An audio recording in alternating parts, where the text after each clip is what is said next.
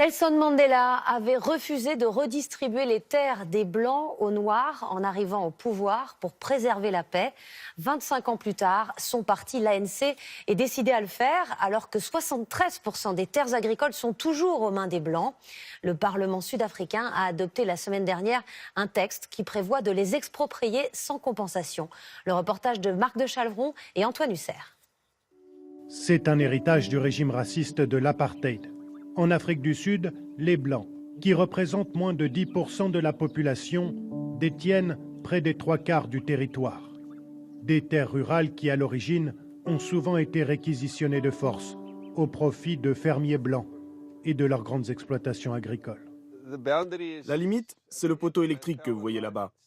Cette terre, c'est ma vie. Mes enfants ne connaissent rien d'autre.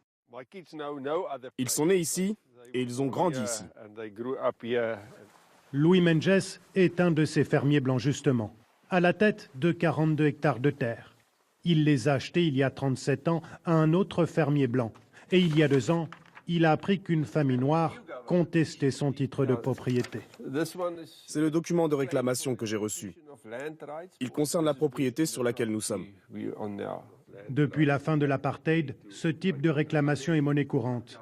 Elle donne lieu à une enquête souvent longue, puis à une éventuelle compensation pour le plaignant.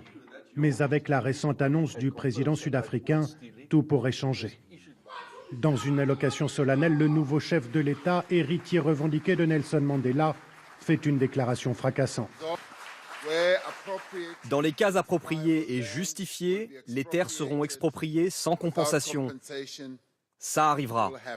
Des expropriations sans compensation, l'ANC, le parti de Mandela et de la réconciliation, s'attaque à un tabou. Alors Louis Menges est dans l'incertitude. Il s'attend à tout. Une chose est sûre, il ne compte pas abandonner sa propriété. Je ne perdrai pas ce que j'ai ici. Je vous le garantis, je ne le perdrai pas. C'est dans mes gènes, c'est dans les gènes des Blancs Afrikaners, ici, de se battre pour ce qu'ils ont.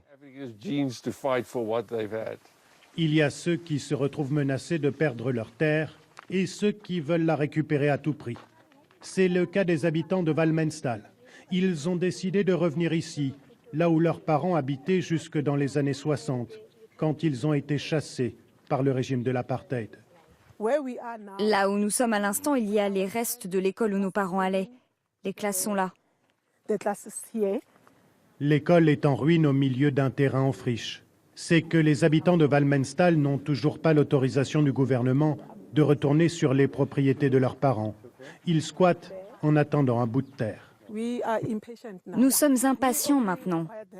On a juste ces caravanes-là, c'est tout. Mais on nous a promis beaucoup de choses et rien n'est venu. Ils sont plus de 700 à avoir demandé à revenir ici. C'était il y a près de 25 ans, juste à la fin du régime de l'apartheid, sans réponse du gouvernement. Vous l'avez compris, le sujet de la terre reste extrêmement sensible en Afrique du Sud. Et pourtant, après la fin du régime de l'apartheid, il y a eu des plans pour redistribuer ces terres, mais ils n'ont pas permis de résoudre, loin s'en faut, cette question douloureuse et très complexe. Lassés d'attendre, trop de promesses non tenues. Bénédicte Sidio et les habitants de Walmenstal ne croient plus aux annonces du gouvernement. On est en colère contre notre gouvernement parce qu'ils nous ont trompés. Tellement de fois. C'était même mieux du temps de l'apartheid, parce que vous saviez à quoi vous attendre. En proposant d'exproprier sans donner de compensation, le nouveau président sud-africain espère accélérer la redistribution des terres. Un processus qui devrait prendre de longs mois et qui fera forcément des mécontents.